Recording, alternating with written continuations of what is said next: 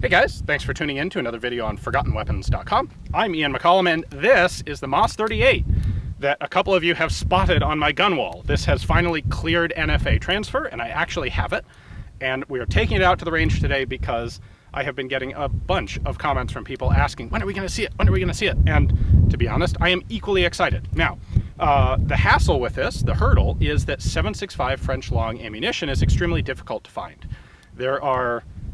There's basically one commercial supplier, which is Buffalo Arms, and so I have some Buffalo Arms ammo.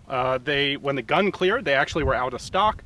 They recently got some in, and I bought some of it, and this is converted from 32 Smith & Wesson brass, so I'm hoping it works, but to be totally honest, I am not entirely confident. So we're going to give it a try, and hopefully it'll run.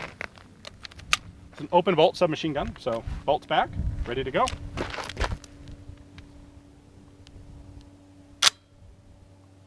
That is less spectacular than I was hoping for.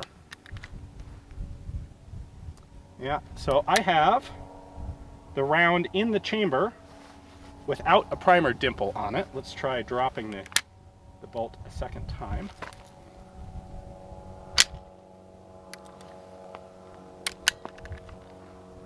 All right, so there's something wrong here because the cartridge it's not firing, it's also not extracting. I'm gonna guess that there's something at fault with the brass.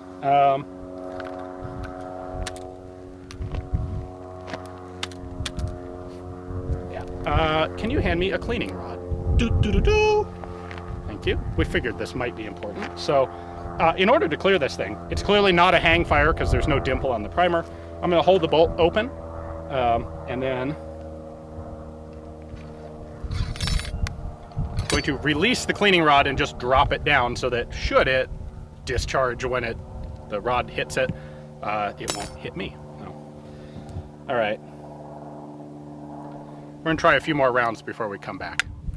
All right, well, I tried some more and it just kept getting the same issue. So there is something wrong with the ammo I've got here. Now, to be fair to Buffalo Arms, they don't really make this stuff for the submachine gun. This is also the cartridge that's used in the 1935A and 1935S French pistols. I should have actually brought one of those out to test it, but I didn't.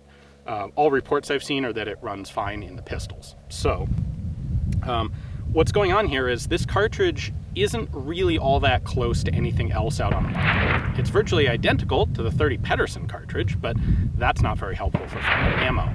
The two cartridges that can be used to convert to 7.65 French long are 30 carbine and 32 Smith & Wesson long. Now, if you're using 30 carbine, obviously you have to cut it down. You then also have to swage the entire case head down by a substantial amount. 30 carbine's a little bit too big around. And then once you swage it, you're left with an internal case volume that is too small. So you then have to go and ream out the inside of the case. That's a serious pain.